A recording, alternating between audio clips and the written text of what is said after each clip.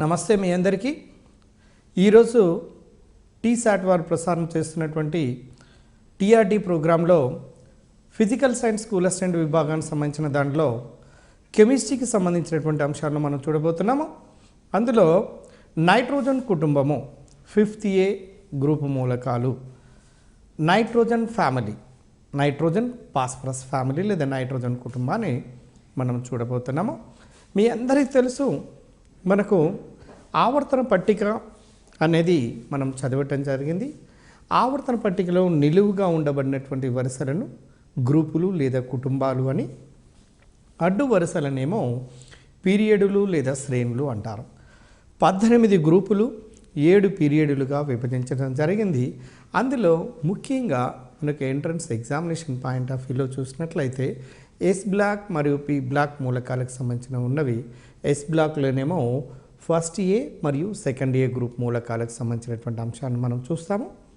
తర్వాత P black సంబంధించినటువంటి వాటిలో మనకు టీఆర్టీ సిలబస్ ప్రకారం ఇచ్చినటువంటి దాని ప్రకారము 5th A గ్రూప్ మూలకాలను ఇవ్వటం జరిగింది. 6th A, 7th A ఈ గ్రూపులలో ప్రధానమైనటువంటి అంశాల మీద ఈ గ్రూప్ మూలకాల్లో అంటే నైట్రోజన్ నుండి బిస్మత్ వరకు పరమాణువుల యొక్క ధర్మాలు ఏ విధంగా మార్పు చెందుతున్నవి, ఆక్సైడ్లలో స్వభావం ఎలా ఉంటుంది, ఆక్సీ ఆమ్లాలలో స్వభావం ఏ విధంగా ఉంటుంది, వాటి ఆక్సీకరణ స్థితిలో ఏ విధంగా ఉంటుంది, అమోనియాని ఏ విధంగా తయారు చేస్తారు, తదితర కొన్ని ముఖ్యమైనటువంటి పాయింట్స్ గురించి మనము ఈ నైట్రోజన్ కుటుంబంలో డిస్కస్ చేస్తాము.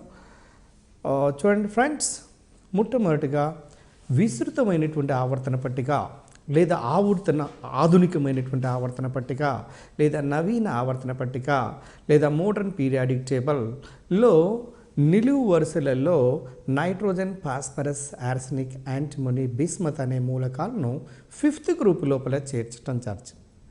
5వ గ్రూపులో చేర్చారు. గ్రూపు నంబర్ అనేది దేన్ని బట్టి డిసైడ్ అవుతుందంటే ఆ పరమాణు యొక్క వేలెన్సీ స్థాయి లోపల ఉండబడే ఎలక్ట్రాన్ల సంఖ్యను బట్టి డిసైడ్ అవుతుంది. అంటే మీరు నైట్రోజన్, ఫాస్ఫరస్, ఆర్సెనిక్, యాంటిమోనీ, బిస్మత్ల యొక్క చివరి కరపరములో వేలెన్సీ కక్షలో 5 ఎలక్ట్రాన్లు ఉండటం వల్ల వీటిని 5th A గ్రూప్ మూలకాల కిందకి చేర్చడం జరుగుతున్నది. అయితే మీరు గమనించండి, ఈ 5th A గ్రూప్ మూలకాలు పి బ్లాక్నకు చెందుతాయి. ఎందుకంటే NS2 NP3 చివరిలో చేరే ఎలక్ట్రాన్ విన్యాసము అనేది పి ఆర్బిటాల్ లేదా పి ఉపస్థాయి లోపలికి చేరుతుంది కాబట్టి ఇది పి బ్లాక్ అవుతుంది. మీరు ఉదాహరణకు చివరిలో వచ్చి చేరే ఎలక్ట్రాన్ ఎస్ ఆర్బిటాల్ లోపలికి పోతే ఎస్ బ్లాక్ అవుతుంది. మీరు ఈ గ్రూప్ మూలకాల యొక్క వేలెన్సీ కరపరంలో 5 ఎలక్ట్రాన్లు ఉంటే చివరి ఎలక్ట్రాన్ పి ఆర్బిటార్లు లేదా పి ఉపస్థాయి లోపలికి చేరుతున్నాయి కాబట్టి వీటిని పి బ్లాక్ మూలకాలు అంటారు.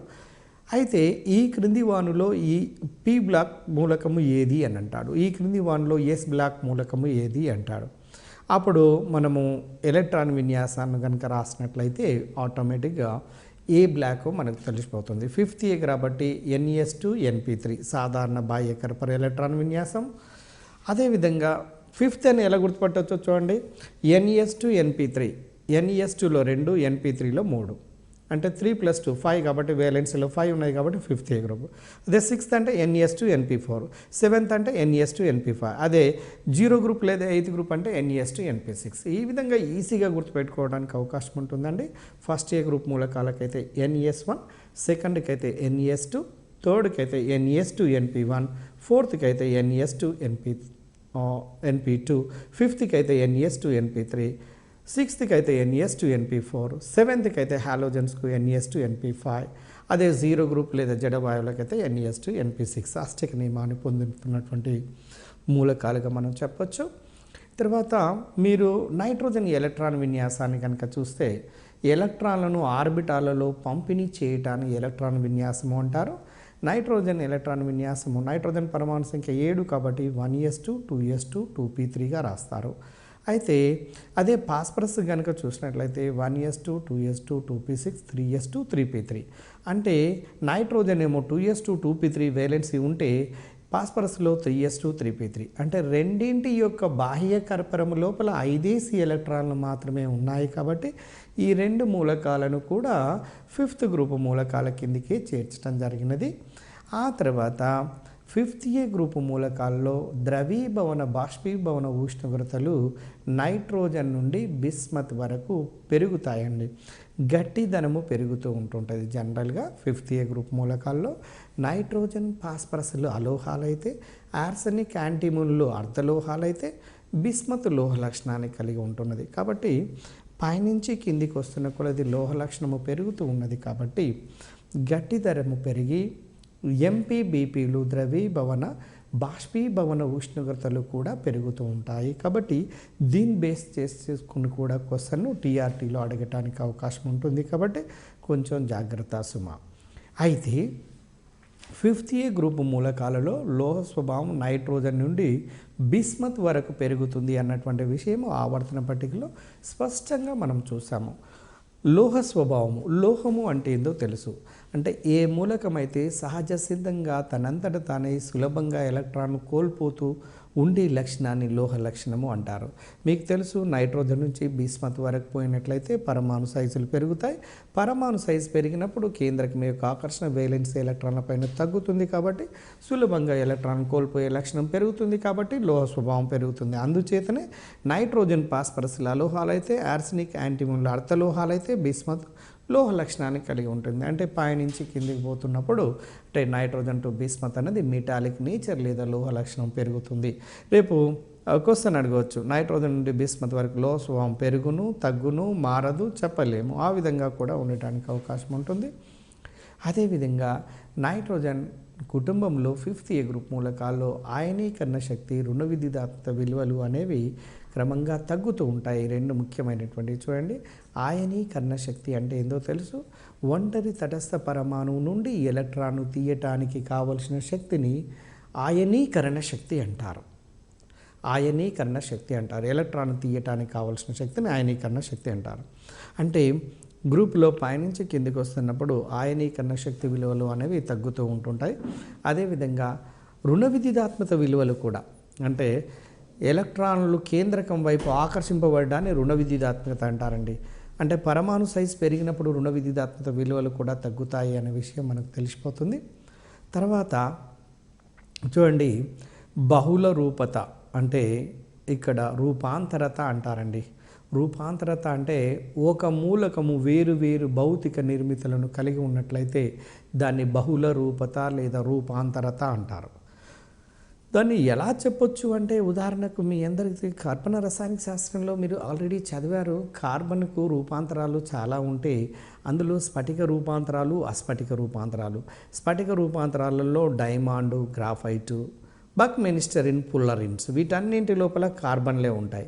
రసాయనికంగా ఒకే విధంగా ఉంటాయి, కానీ భౌతికంగా చూడటానికి వేరువేరుగా ఉంటే వాటిని ఏమంటుంటారంటే ఎల్లోట్రోపిక్ ఫార్మ్స్ లేదా రూపాంతరత అంటారండి. రూపాంతరత అంటారు. అంటే వీటి లోపల కూడా ఈ గ్రూపు మూలకాలు కూడా రూపాంతరతను చూపిస్తాయి. అంటే ఒక రసాయనిక మూలకము ఒకటి కంటే ఎక్కువ భౌతిక రూపాల్లో లభించే దృగ్విషయాన్ని భిన్న రూపత లేదా బహురూపకత లేదా రూపాంతరత అంటారు.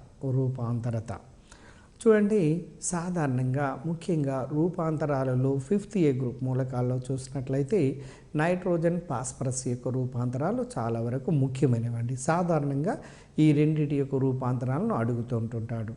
అయితే ఆర్సెనిక్, యాంటిమోని, బిస్మత్లకు సంబంధించినటువంటి రూపాంతరాల విషయంలో మనకు అంతగా ఇంపార్టెన్స్ లేదు. కాబట్టి వీటిపైన మనం ఎక్కువ కాన్సన్ట్రేట్ చేయాలి.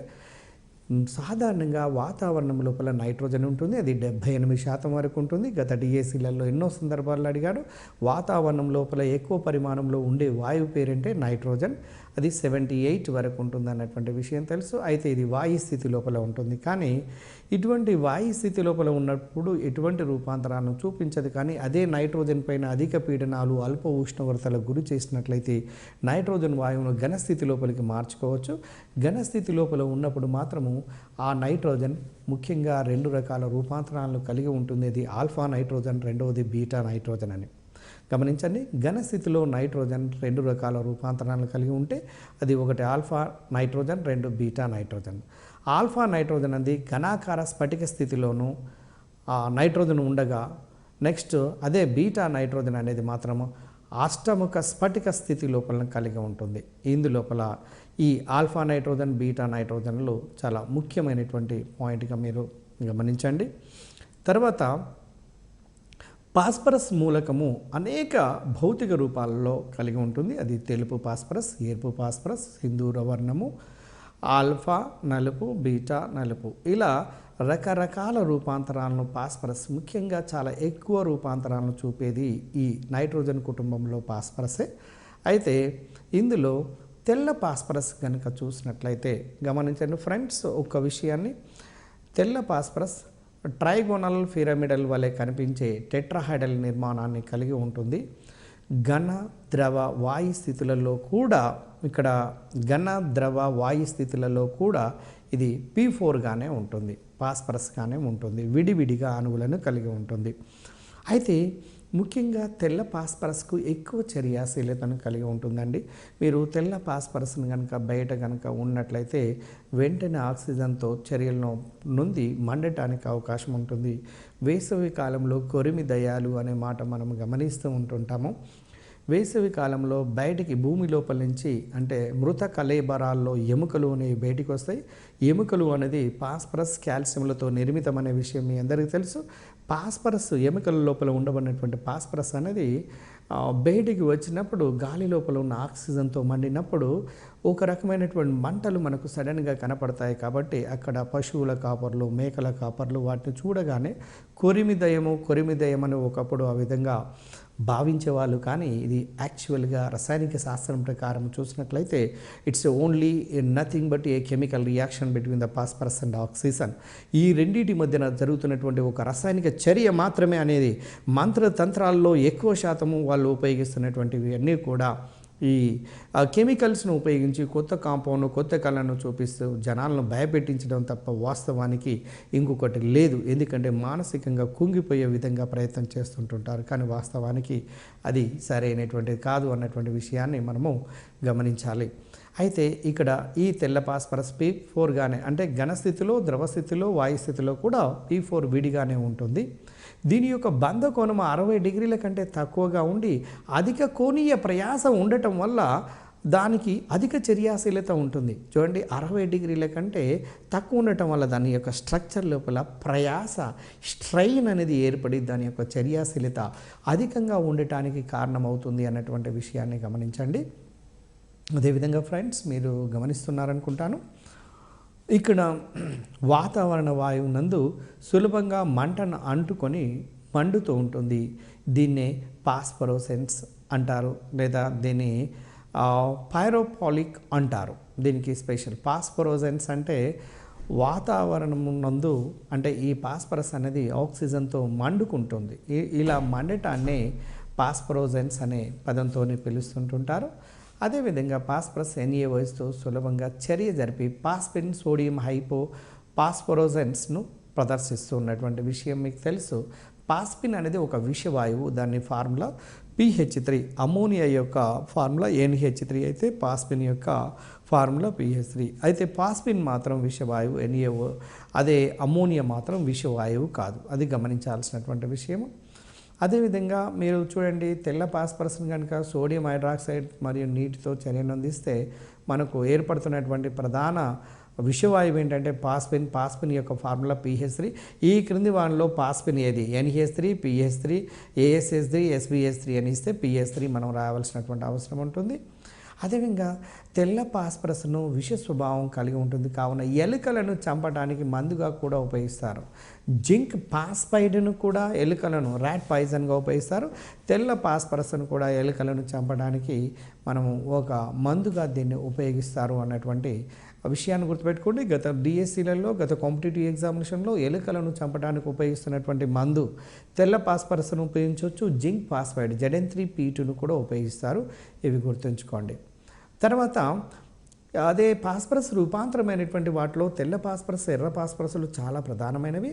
అందులో ఎర్ర పాస్పరస్ కనుక తీసుకున్నట్లయితే తెల్లని పాస్పరస్కు 250 డిగ్రీల సెంటీగ్రేడ్ వద్ద చూడండి 250 డిగ్రీల సెంటీగ్రేడ్ వద్ద కనుక వేడి చేసినట్లయితే మనకు ఐడిన్ సమక్షంలో వేడి చేసినట్లయితే అక్కడ మనకు ఏం ఏర్పడుతుందంటే ఎర్ర పాస్పరస్ అనేది ఏర్పడుతుంది. ఇది పాలిమరిక్ రూపము. అంటే మీరు గమనించాల్సింది ఏంటంటే ముఖ్యంగా ఎర్ర పాస్పరస్ అనేది బహురూపకత అంటే బహు అనుకంగా ఉంటుంది, పాలిమరిక్ స్ట్రక్చర్ని కలిగి ఉంటుంది. కాబట్టి ఎర్ర పాస్పరస్ బహు అనుకంగా ఉన్నప్పుడు అణుభారం చాలా ఎక్కువగా ఉన్నప్పుడు దాని యొక్క చర్యాశీలత తక్కువగా ఉంటుంది. అదే తెల్ల పాస్పరస్ అనేది విడివిడిగా P4 అణువులుగా ఉండి 60 డిగ్రీల కంటే తక్కువగా ఉంటుంది. కాబట్టి దాంట్లో స్ట్రెయిన్ ఎక్కువగా ఉండి అత్యధిక చర్యాశీలత కారణమవుతున్నది.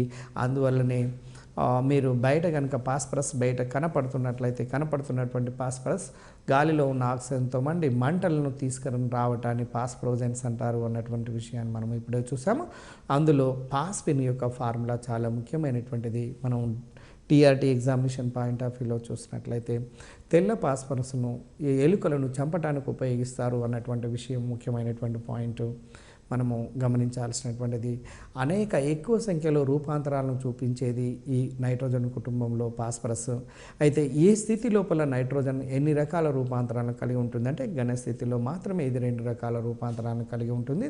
ఆల్ఫా నైట్రోజన్, తర్వాత బీటా నైట్రోజన్ అని. తర్వాత P4 అనేది ఎర్ర పాస్పరస్ లోపల పాలిమరిక్ రూపంగా ఉంటున్నట్టుగా మీకు తెలిసింది.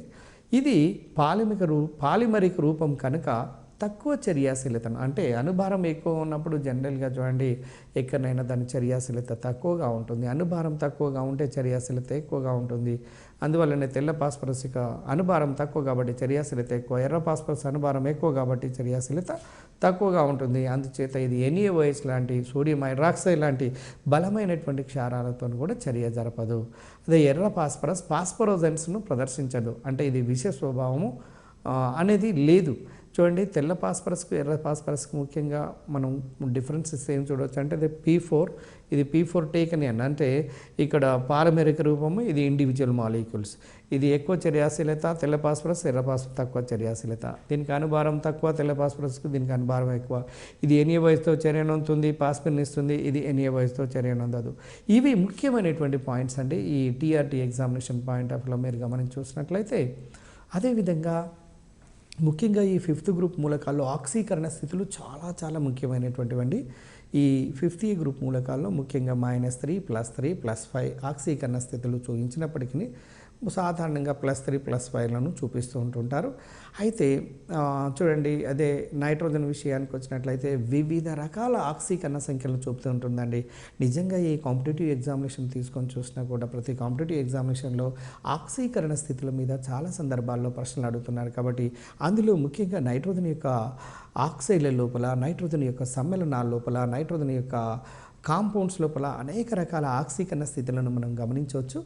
అవి ఏ కాంపౌండ్స్లో ఏ ఆక్సీకరణ స్థితులు ఉంటున్నాయో మనం ఒకసారి గమనిద్దాము. ఎందుకంటే ప్రతి ఎగ్జాంపుల్ అంటే ఈ నైట్రోజన్ సంబంధించినటువంటి ప్రతిదీ కూడా కాంపిటేటివ్ ఎగ్జామినేషన్లో ఆల్మోస్ట్ ఇచ్చినటువంటివే. కాబట్టి వీటిపైన మనం కాన్సన్ట్రేట్ చేయాల్సినటువంటి అవసరం ఉంది డియర్ ఫ్రెండ్స్. ఒకసారి గమనించండి. అమ్మోనియా విషయానికి వచ్చినట్లయితే NH3 దీంట్లో నైట్రోజన్ యొక్క ఆక్సీకరణ సంఖ్య -3 గాను, అది చూడండి 3 హైడ్రోజన్లకు +3 అయితే ఒక హైడ్రోజన్ +1 కాబట్టి 3 హైడ్రోజన్లకు +3 అయితే నైట్రోజన్ -3 అవుతుంది. అదే హైడ్రజీన్ మీకు తెలుసు NH2 సింగిల్ బాండ్ NH2 దాని ఫార్ములా హైడ్రజీన్లో -2ను చూపిస్తుంది. అదే హైడ్రాక్సిలమైన్లో NH2OH లోపల -1 చూపిస్తుంది. N2 కానీ N కానీ అణుస్థితిలో లేదా పరమాణుక స్థితి లోపల 0 ఆక్సీకరణ స్థితిని చూపిస్తుంది. తర్వాత వందల సార్లు అంటే మీరు చాలా సందర్భాల్లో చూడండి లాఫింగ్ గ్యాస్ని చాలాసార్లు చాలా కాంపిటేటివ్ ఎగ్జామినేషన్లో ఏపీగా ఉన్నప్పుడు కానివ్వండి, తర్వాత తెలంగాణ కమిషన్ ఏర్పడిన తర్వాత కూడా మీరు గమనించినట్లయితే N2Oకి సంబంధించినటువంటి ప్రశ్నలు సాధారణంగా అడుగుతున్నారండి. నైట్రస్ ఆక్సైడ్ను లాఫింగ్ గ్యాస్ అంటారు. లాఫింగ్ గ్యాస్లో ఆక్సీకరణ సంఖ్య +1గా ఉంటుంది. నైట్రిక్ ఆక్సైడ్లో +2. అదే హైడ్రజోయిక్ ఆమ్లంలో ఎన్నోసార్లు ఇంజనీరింగ్ మెడికల్లో కూడా అడిగినటువంటి ప్రశ్న N3H హైడ్రజోయిక్ ఆమ్లం లోపల నైట్రోజన్ యొక్క ఆక్సీకరణ స్థితి -1/3 అవుతుంది. ఎందుకంటే హైడ్రోజన్ +1 అయినప్పుడు 3 నైట్రోజన్లు కలిపి -1 అయినప్పుడు ఒక నైట్రోజన్ -1/3 అవుతుంది. HNO2లోనైతే +3, NO2లోనైతే +4, అదే HNO3లోనైతే +5. ఈ విధంగా మనకు ఈ బ్రాకెట్లో చూపించినటువంటి సంఖ్య అనేది వాటి యొక్క ఆక్సీకరణ స్థితులను -3 కానించి -3 -2 -1 0 +1 +2 +3 +4 +5 ఇలా వివిధ రకాల ఆక్సీకరణ సంఖ్యను చూపటమే కాకుండా వివిధ రకాల సమ్మేళనాలను ఏర్పరిచే శక్తి నైట్రోజన్కు ఉన్నది. కాబట్టి వీటిని ప్రధానంగా మనం గమనించవలసినటువంటి అవసరం ఉన్నది. అందులో ముఖ్యంగా గుర్తుపెట్టుకోండి, అమ్మోనియాలో నైట్రోజన్ ఆక్సీకరణ స్థితి -3, హైడ్రోజన్లో -2, హైడ్రాక్సిలమైన్లో మాత్రం -1, లాఫింగ్ గ్యాస్లో మాత్రం గుర్తుపెట్టుకోవాలి +1 సాధారణంగా అడుగుతున్నటువంటి వీటి లోపల. కాబట్టి గుర్తుంచుకోండి ఫ్రెండ్స్.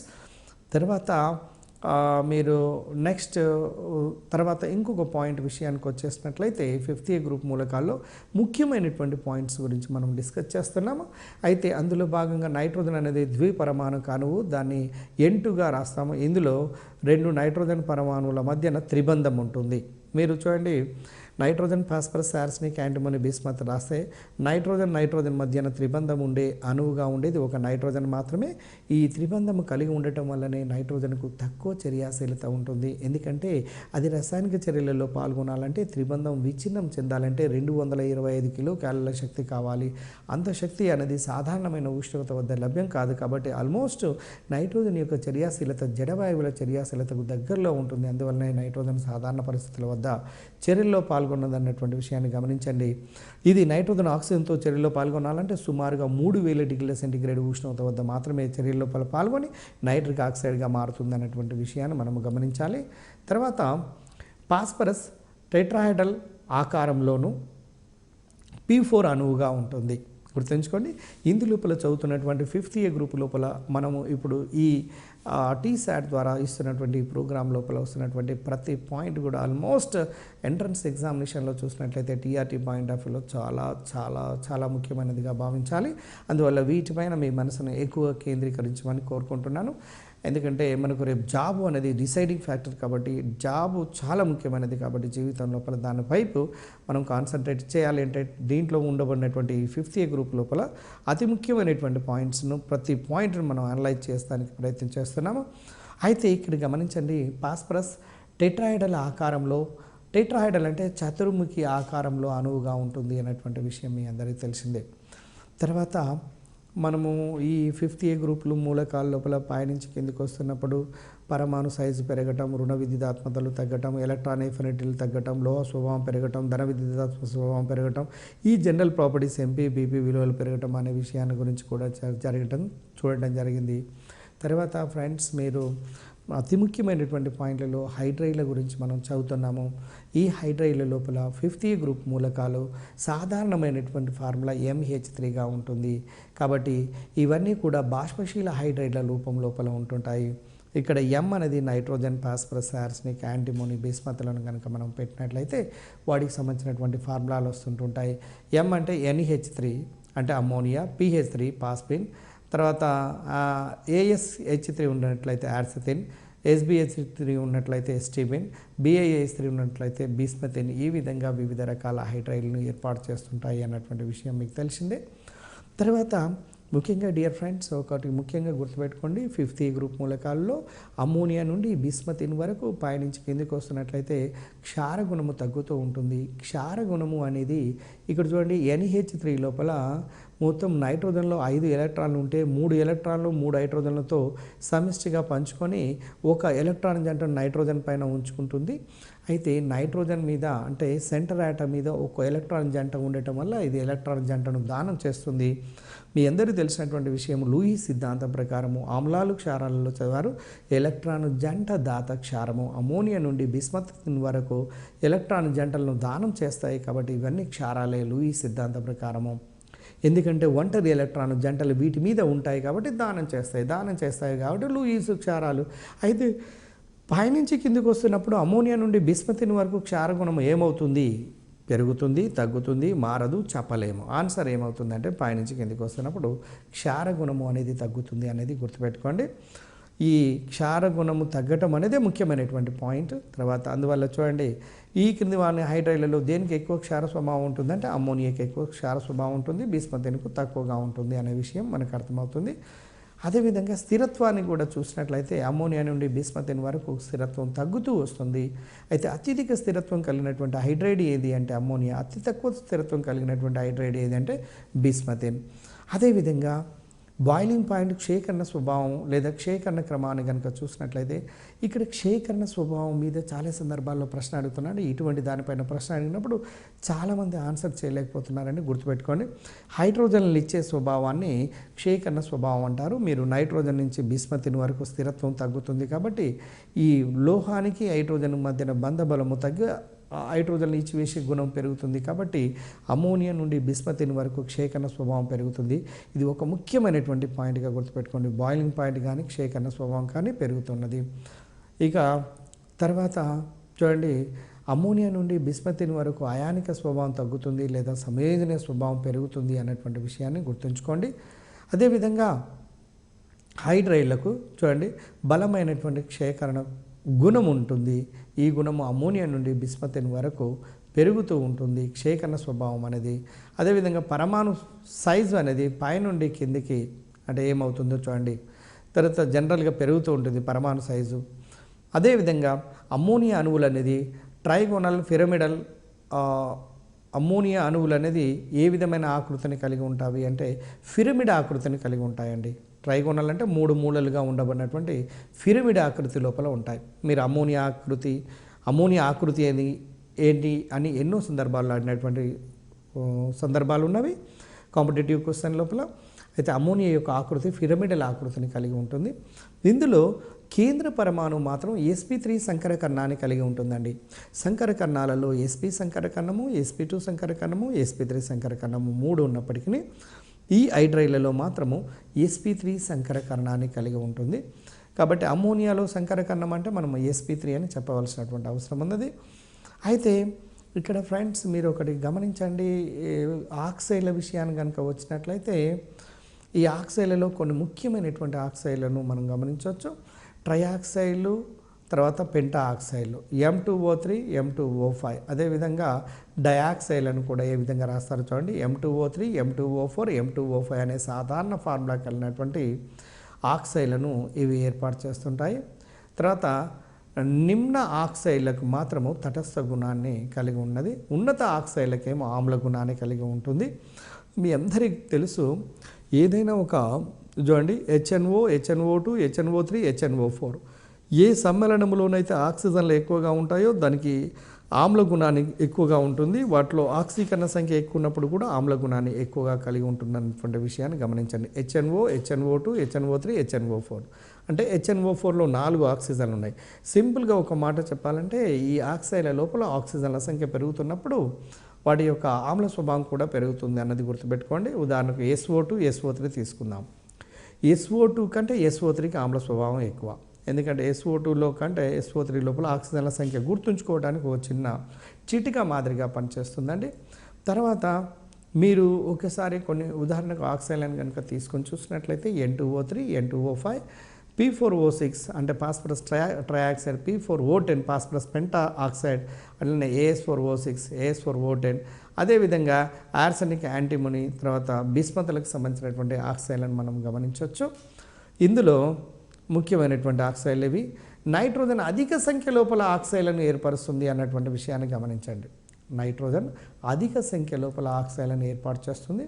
అందులో ఈ ఆక్సైడ్ల లోపల ఉండబడినటువంటి ఫార్ములా ఏంటి, వాటికి సంబంధించినటువంటి మూలకం యొక్క ఆక్సీకరణ సంఖ్య ఏంటి, వాటి యొక్క అయస్కాంత స్వభావాల మీద ఎక్కువగా కొంచెం గమనించాల్సినటువంటి అవసరం ఉన్నది. ఇక్కడ మీరు మొదటిది కనుక తీసుకున్నట్లయితే నైట్రస్ ఆక్సైడ్, దీన్ని లాఫింగ్ గ్యాస్ అంటారు. ఇది +1 ఆక్సీకరణ స్థితిని కలిగి ఉంటుంది. ఇది డయా అయస్కాంత స్వభావాన్ని కలిగి ఉంటుందండి. అయస్కాంత క్షేత్రం చేత వికర్షింపబడుతుంది. ఒకవేళ రెండోది కనుక తీసుకున్నట్లయితే నైట్రిక్ ఆక్సైడ్ కనుక తీసుకున్నట్లయితే దాని ఫార్ములా NO. ఈ నైట్రిక్ ఆక్సైడ్లో NOలో చూడండి ఆక్సిజన్ -2 అయితే ఈ నైట్రోజన్ +2ను చూపిస్తుంది. ఇది పారా అయస్కాంత స్వభావాన్ని కలిగి ఉంటుంది. కారణం ఏంటంటే ఒంటరి ఎలక్ట్రాన్ల సంఖ్యను కలిగి ఉండటమే. ఒంటరి ఎలక్ట్రాన్ల సంఖ్య కలిగి ఉన్నటువంటి ప్రతి అణువు కూడా పారా అయస్కాంత స్వభావాన్ని కలిగి ఉంటుంది అన్నటువంటి విషయం మీకు తెలిసింది. అదేవిధంగా ఫ్రెండ్స్ డైనైట్రోజన్ ట్రయాక్సైడ్ కనుక తీసుకున్నట్లయితే N2O3 లోపల మీరు గమనించండి, N2O3లో నైట్రోజన్ ట్రయాక్సైడ్లో +3 ఆక్సీకరణ సంఖ్యను కలిగి ఉంటుంది. దీనికి డయా అయస్కాంత స్వభావాన్ని కలిగి ఉంటుంది. అదేవిధంగా నెక్స్ట్ నైట్రోజన్ డయాక్సైడ్ని కనుక తీసుకున్నట్లయితే NO2లో +4 ఆక్సీకరణ సంఖ్యను కలిగి ఉంటుంది. తర్వాత దాంతోపాటు దీనికి ఏ అయస్కాంత ధర్మము కలిగి ఉంటుంది అంటే పారా అయస్కాంత ధర్మాన్ని కలిగి ఉంటుంది. పారా అయస్కాంత ధర్మాన్ని చూపించాలంటే దాని యొక్క అణు నిర్మాణం లోపల ఒంటరి ఎలక్ట్రాన్లను కలిగి ఉండాల్సినటువంటి అవసరం ఉన్నది అన్నటువంటి విషయాన్ని గమనించండి. అదేవిధంగా డైనైట్రోజన్ టెట్రాక్సైడ్ NO2ను డబుల్గా చేసినట్లయితే డైమర్గా మారుతుంది. డైమర్గా మారిన తర్వాత N2O4 అవుతుంది. N2O4 లోపల చూడండి రెండు ఆక్సిజన్ N2O4లో నైట్రోజన్ యొక్క ఆక్సీకరణ సంఖ్య మీకు తెలుసు, క్యాలిక్యులేట్ చేయడం +4 అవుతుంది.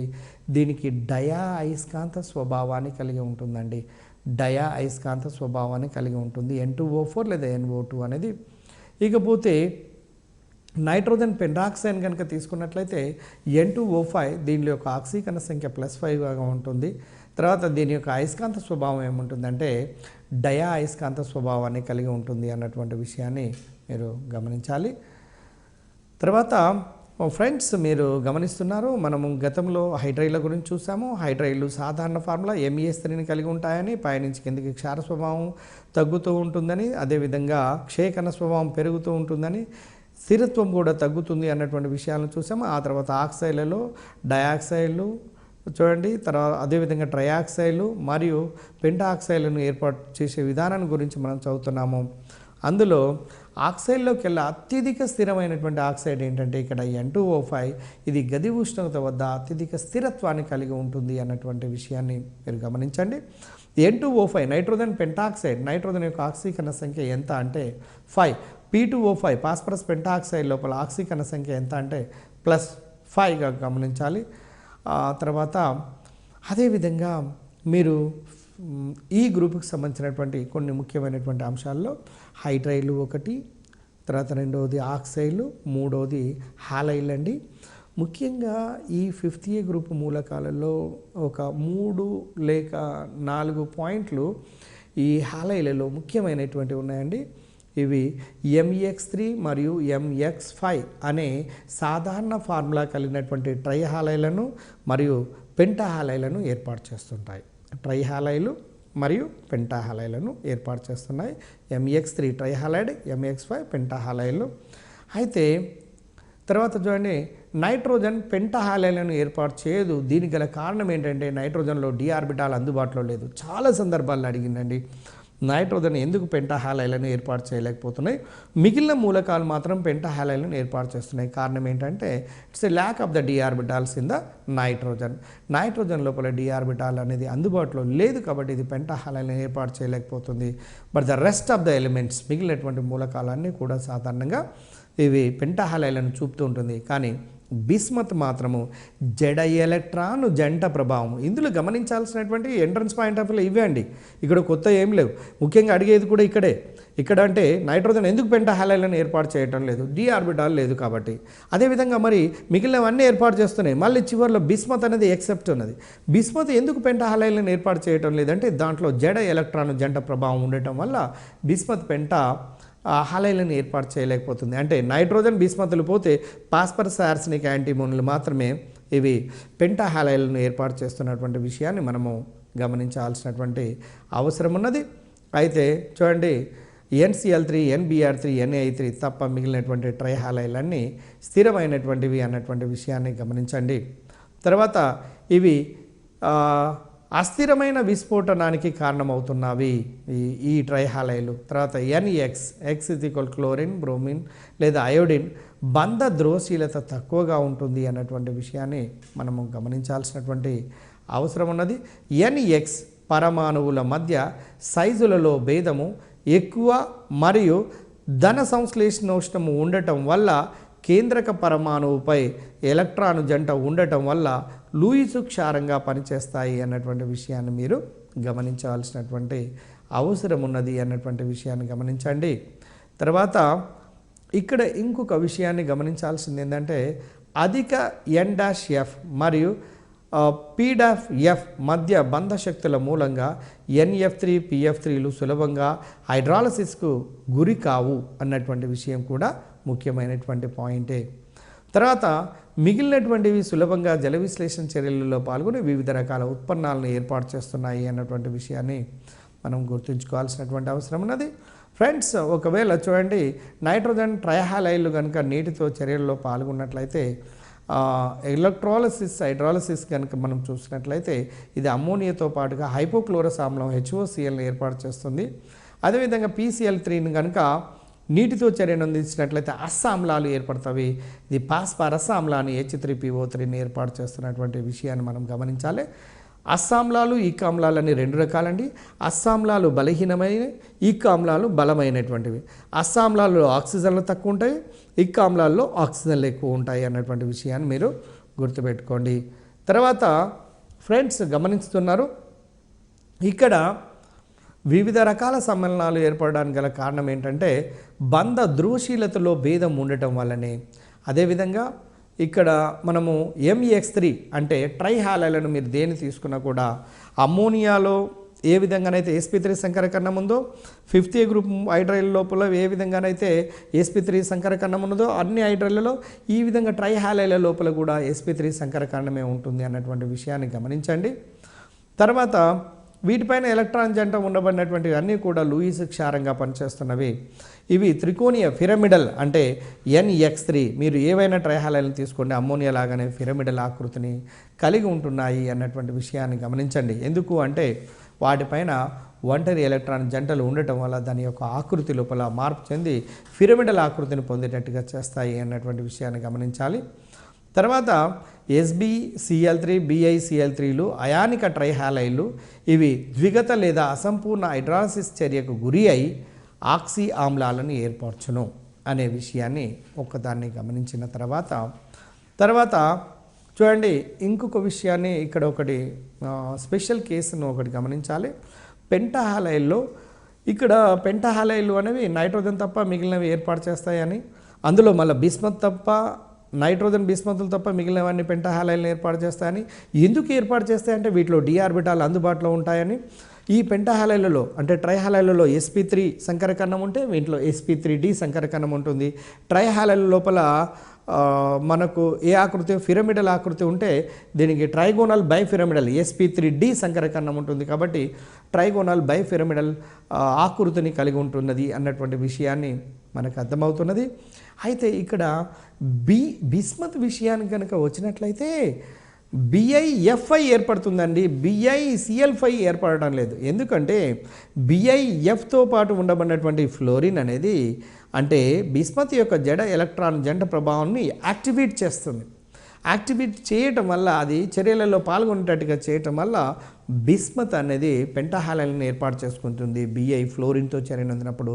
అందువల్ల BiFi ఏర్పడుతుంది. కానీ అదే క్లోరిన్ మాత్రం జడ ఎలక్ట్రాన్ జంట ప్రభావాన్ని ప్రభావితం చేయలేకపోతుంది. కాబట్టి BiCl5 అనేది ఏర్పాటు చేయడం లేదు అన్నటువంటి విషయాన్ని గమనించాల్సినటువంటి అవసరం ఉన్నది. అంటే దీన్ని బట్టి మీకు ఏమర్థమవుతుందో చూడండి, మీరు స్క్రీన్ పైన అబ్జర్వ్ చేయొచ్చు. BiFi ఏర్పడును కానీ BiCl5 మాత్రం ఏర్పడదు. దానికి గల కారణం ఏంటంటే అధిక రుణ విద్యుదాత్మక కలిగినటువంటి ఫ్లోరిన్ బిస్మత్ పరమాణువు నందు జడ ఎలక్ట్రాను జంటను ఉత్తేజపరచగలుగుతుంది. కానీ అదే BiCl5లో ఉండబడినటువంటి క్లోరిన్ మాత్రము జడ ఎలక్ట్రాన్ జంటను ఉత్తేజపరచలేకపోతుంది. కాబట్టి BiCl5 ఏర్పాటు చేయటం లేదు అన్నటువంటి విషయం మనకు అర్థమవుతుంది. ఇప్పుడు ఓవరాల్గా మనం ఈ ఎంట్రన్స్లలో చూస్తే మళ్ళీ ఒకసారి 1 మినిట్లో మీరు గమనించండి. ట్రైహాలైడ్లు పెంటాహాలైడ్లు MX3 MX5 మనము ఇలా గుర్తుపెట్టుకోవాలండి ఎంట్రన్స్ పాయింట్ ఆఫ్ వ్యూలో.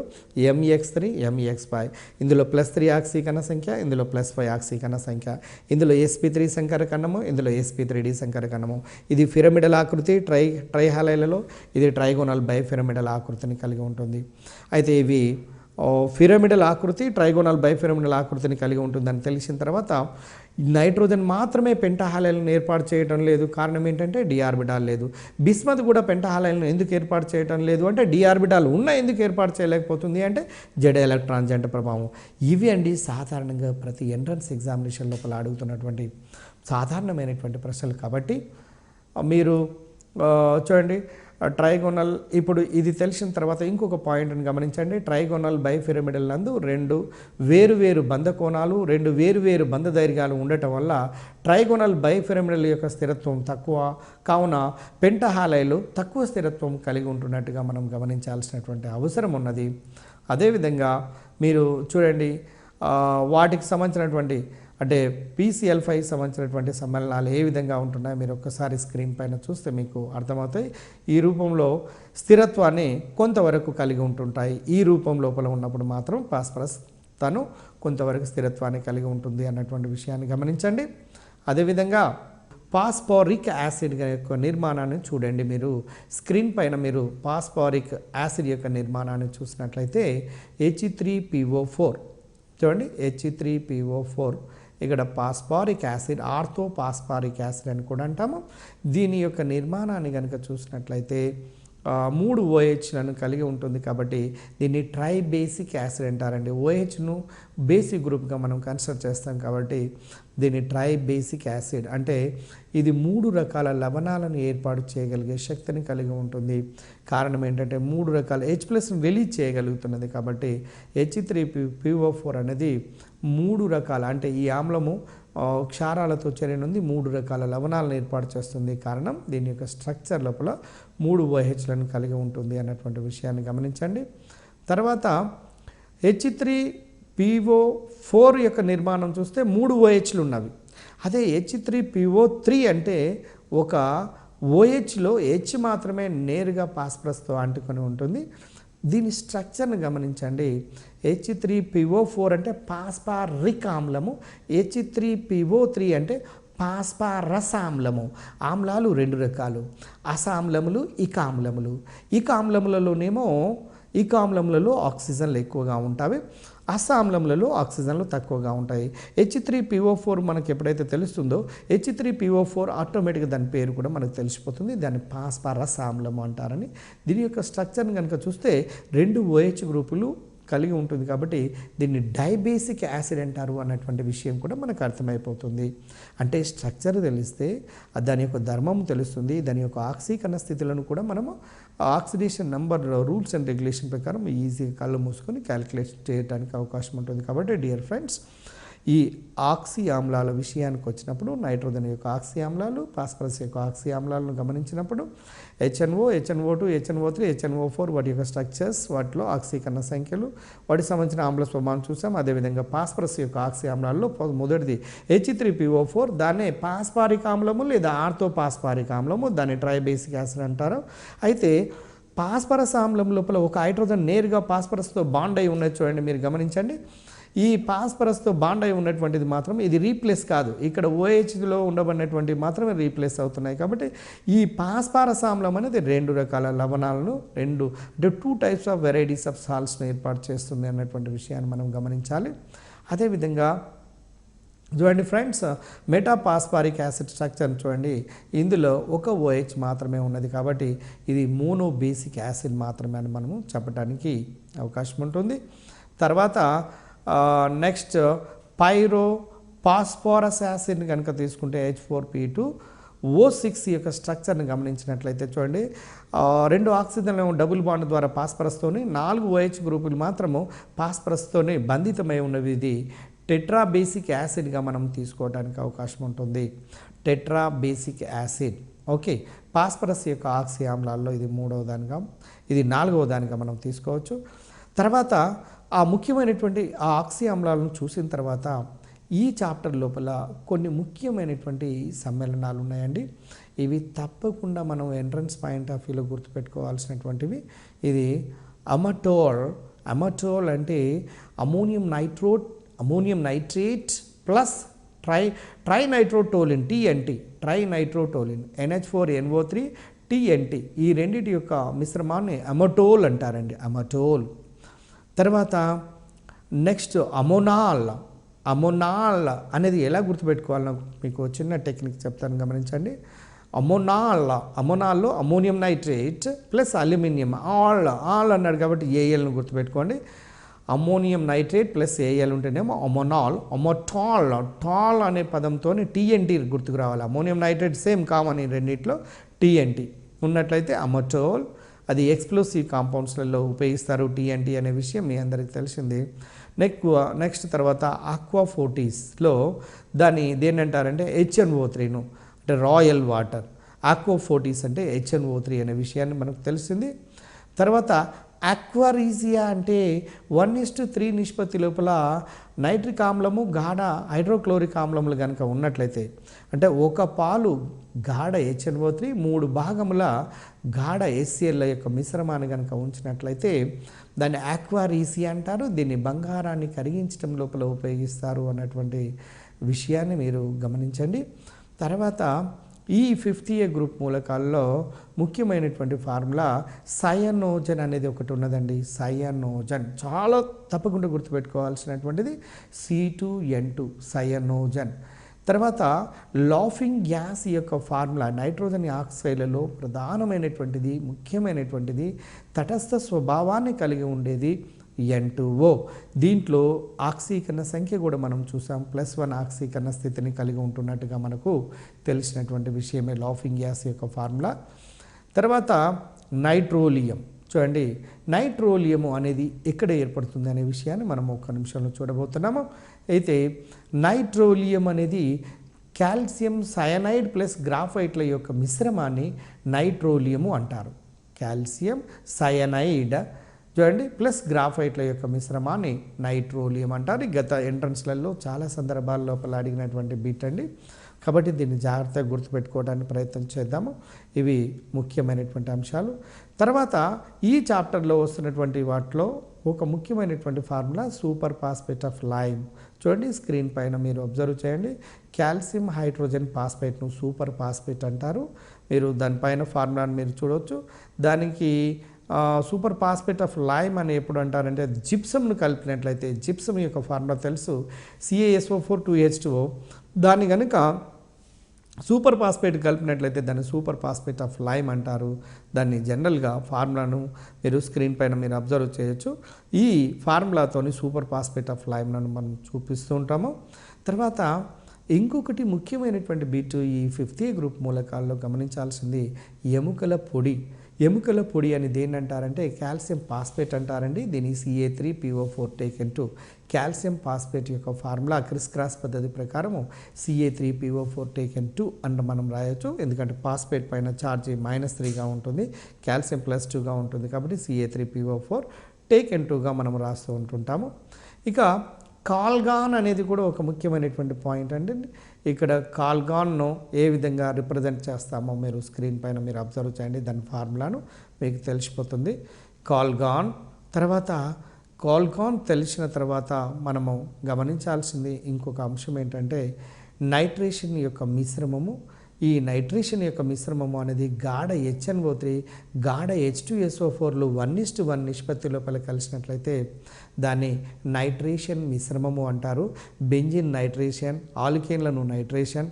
మీరు నైట్రేషన్ అనే కర్బన రసాయనిక శాస్త్రం లోపల ఉపయోగిస్తున్నటువంటి ప్రతి నైట్రేషన్ చర్య లోపల 1:1 నిష్పత్తి లోపల గాఢ HNO3 H2SO4ల నిష్పత్తిని ఆ నిష్పత్తి లోపల ఆ మిశ్రమాన్ని తీసుకొని నైట్రేషన్ చేసి, ఉదాహరణకు బెంజిన్ నైట్రేషన్ చేస్తే నైట్రోబెంజిన్, అదేవిధంగా ఆల్కేన్లను నైట్రేషన్ చేస్తే నైట్రో ఆల్కేన్ వస్తుంది, మీథేన్ నైట్రేషన్ చేస్తే నైట్రోమీథేన్, ఈథేన్ నైట్రేషన్ చేస్తే నైట్రో ఈథేన్.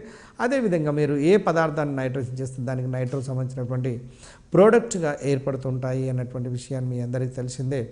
తర్వాత నైట్రోజన్ యొక్క ఆక్సైడ్లలో ముఖ్యమైనటువంటివి ఏంటంటే లాఫింగ్ గ్యాస్లో మనం ఇప్పుడే చూసాము N2O +1 ఆక్సీకరణ సంఖ్య, తటస్థ స్వభావం. ప్రతి బిట్ కూడా ఇక్కడ అడిగినటువంటిది అండి.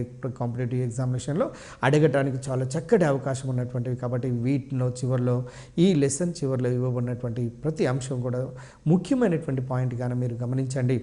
తర్వాత నైట్రిక్ ఆక్సైడ్ యొక్క ఫార్ములా NO, దీని యొక్క ఆక్సీకరణ సంఖ్య నైట్రోజన్ +2. తర్వాత నైట్రిక్ ఆక్సైడ్ కూడా నైట్రస్ ఆక్సైడ్ మాదిరిగానే లాఫింగ్ గ్యాస్ మాదిరిగానే తటస్థ స్వభావాన్ని కలిగి ఉంటుంది అన్నటువంటి విషయాన్ని గమనించండి.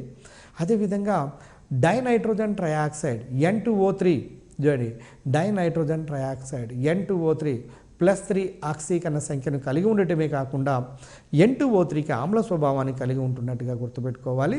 మనం ఆక్సైడ్లలో మనం చూడటం జరిగింది. అదేవిధంగా డైనైట్రోజన్ టెట్రాక్సైడ్ N2O4 అంటే NO2 అనేది డైమర్గా ఉన్నప్పుడు N2O4గా ఉంటుంది. మీ అందరికీ తెలుసు N2O4 లోపల దీని యొక్క ఆక్సీకరణ సంఖ్య +4గా ఉంటుంది. దీనికి ఆమ్ల స్వభావాన్ని కలిగి ఉంటున్నది అన్నటువంటి విషయం కూడా మనకు అర్థమైంది. అదేవిధంగా నైట్రోజన్ ఆక్సైడ్లను కనుక చూసినట్లయితే N2O5 నైట్రోజన్ పెంటాక్సైడ్, దాంట్లో +5 ఆక్సీకరణ స్థితిని కలిగి ఉంటుంది, అత్యధిక ఆమ్ల స్వభావాన్ని కలిగి ఉంటుంది. పెంటాక్సైడ్లను కనుక నీటి లోపల కరిగిస్తే ఇక్ ఆమ్లాలు ఏర్పడతాయి, ట్రైఆక్సైడ్లను నీటి లోపల కరిగిస్తే అస్సామ్లాలు ఏర్పడతాయి అన్నటువంటి విషయాన్ని బాగా గుర్తుంచుకోండి. ఉదాహరణకు నైట్రోజన్ పెంటాక్సైడ్ నీటి లోపల కరిగిస్తే నైట్రిక్ ఆమ్లాన్ని, నైట్రోజన్ ట్రైఆక్సైడ్ కనుక నీటి లోపల కరిగిస్తే నైట్రస్ ఆమ్లాన్ని ఏర్పాటు చేస్తుంటాయి. అదేవిధంగా ఇదే విషయాన్ని పాస్పరస్ యొక్క ట్రైఆక్సైడ్లను పాస్పరస్ యొక్క పెంటాక్సైడ్లకు అప్లై చేసినట్లయితే మనకు ఆటోమేటిక్గా అస్సామ్లాలు ఇకామ్లాలు ఏర్పడతాయి అన్నటువంటి విషయం కూడా మనకు తెలిసిపోతుంది. అదేవిధంగా నైట్రోజన్ ట్రైఆక్సైడ్ కనుక తీసుకున్నట్లయితే డైమర్గా ఉన్నప్పుడు N2O6, దీని లోపల ఆక్సీకరణ సంఖ్య +6గా ఉంటుంది, దీనికి ఆమ్ల స్వభావం ఉంటున్నట్టుగా మనకు అర్థమవుతున్నది. తర్వాత చూడండి, పాస్పరస్ యొక్క ఆక్సైడ్లను కనుక తీసుకుంటే P2O3లో +3 ఆమ్ల స్వభావాన్ని, P2O4 లోపల పాస్పరస్ యొక్క డయాక్సైడ్ లోపల +4 ఆక్సీకరణ స్థితి మరియు ఆమ్ల స్వభావాన్ని కలిగి ఉంటుంది. P2O5 పాస్పరస్ పెంటాక్సైడ్ లోపల ఆక్సీకరణ స్థితి +5 మరియు ఆమ్ల స్వభావాన్ని కలిగి ఉంటున్నట్టుగా పాస్పరస్ యొక్క ఆక్సైడ్లను కనుక చూసినట్లయితే ట్రైఆక్సైడ్లు, డయాక్సైడ్లు, పెంటాక్సైడ్లను కనుక చూసినట్లయితే మీకు ఇలాంటి లక్షణం కనపడుతుంది. అదేవిధంగా నెక్స్ట్ తర్వాత చూడండి, ఆర్సెనిక్ యాంటిమోనీ ఆక్సైడ్లు ద్విస్వభావ గుణాన్ని కలిగి ఉంటే బిస్మత్ యొక్క ఆక్సైడ్ మాత్రము క్షార స్వభావాన్ని కలిగి ఉన్నది అన్నటువంటి విషయాన్ని గమనించండి. ఎందుకంటే నైట్రోజన్ పాస్పరస్లో ఏమో అలోహాలు అనేవి ఆక్సిజన్తో చర్యను ఉంటే ఆమ్ల ఆక్సైడ్లను ఏర్పాటు చేస్తాయి, ఆమ్ల ఆక్సైడ్లు నీటి లోపల కలిగితే ఆక్సి ఆమ్లాలను ఏర్పాటు చేస్తాయి. ఆర్సెనిక్ యాంటిమోన్లు అనేవి అర్ధలోహాలు కాబట్టి వీటి యొక్క ఆక్సైడ్ల లోపల కూడా మనకు ద్విస్వభావాన్ని అంటే ఆమ్ల మరియు ద్విస్వభావంతో కూడుకున్నటువంటి విషయాన్ని గమనించవచ్చు. కానీ బిస్మత్ ఆక్సైడ్ అనేది పూర్తిగా లోహం యొక్క ఆక్సైడ్ కాబట్టి లోహం యొక్క ఆక్సైడ్కు సాధారణంగా క్షార స్వభావం ఉంటుంది కాబట్టి బిస్మత్ ఆక్సైడ్కు క్షార గుణం ఉంటున్నట్టుగా మనకు అర్థమవుతున్నది. ఈ విషయాన్ని బట్టి మనకు స్పష్టంగా మనకి ఏమర్థమైందంటే ఈ చాప్టర్ లోపల నైట్రోజన్ కుటుంబం లోపల ముఖ్యంగా ఆక్సైడ్లలో, ఆక్సి ఆమ్లాలలో, తర్వాత ఇంకొక అంశాన్ని ఒకటి గమనించండి. అమ్మోనియా విషయాన్ని కనుక వచ్చినట్లయితే అమ్మోనియాను 2 రకాల పద్ధతుల ద్వారా తయారు చేస్తారండి పారిశ్రామికంగా, ఇది గుర్తుంచుకోండి. ఒకటి నెంబర్ 1 హేబర్ విధానము, ఒకటి సైనమైడ్ విధానము. హేబర్ విధానంలో నైట్రోజన్ హైడ్రోజన్తోని చర్యను అందించి అమ్మోనియాను తయారు చేస్తారండి. ఇది హేబర్ విధానంలో హేబర్ అనే శాస్త్రవేత్త తయారు చేశాడు. ఇది ఫెర్రస్ మాలిబిడినముల యొక్క ఉత్ప్రేరక సమక్షం లోపల జరుగుతూ ఉంటుంది. తర్వాత 450 డిగ్రీల సెంటీగ్రేడ్ వద్ద జరుగుతూ ఉంటుందండి ఈ చర్య.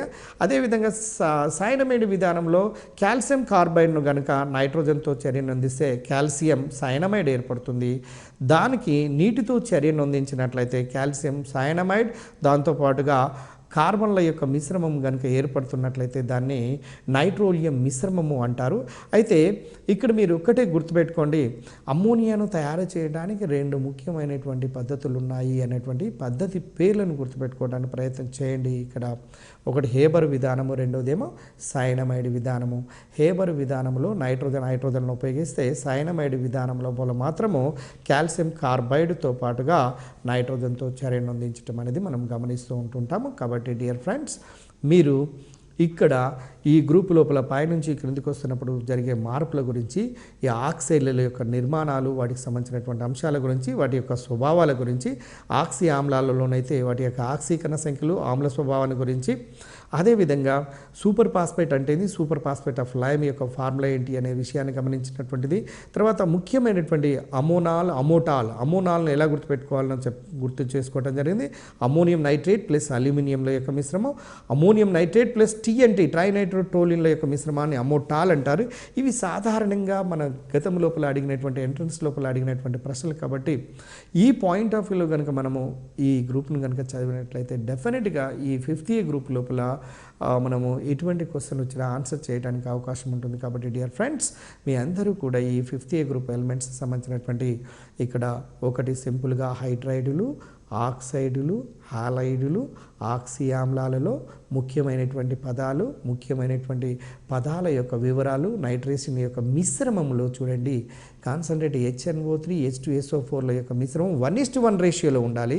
అదే ఆక్వారీసియాలోనైతే 1:3 రేషియోలో ఉంటుంది. మీరు అది గమనించి రేపు ఎగ్జామినేషన్లో రాయబోయే క్వశ్చన్లను సరళంగా సులభంగా చేయడానికి అవకాశం ఉంటుంది. కాబట్టి టైం దొరికినప్పుడు ఈ వీడియోలను ఉపయోగించుకొని తప్పకుండా మీరు ఈ TRT ఎగ్జామినేషన్లో సక్సెస్ అయ్యి ఒక గొప్ప టీచర్ కావాలి, గొప్ప ఆశయం కలిగినటువంటి టీచర్ కావాలని కోరుకుంటున్నాను.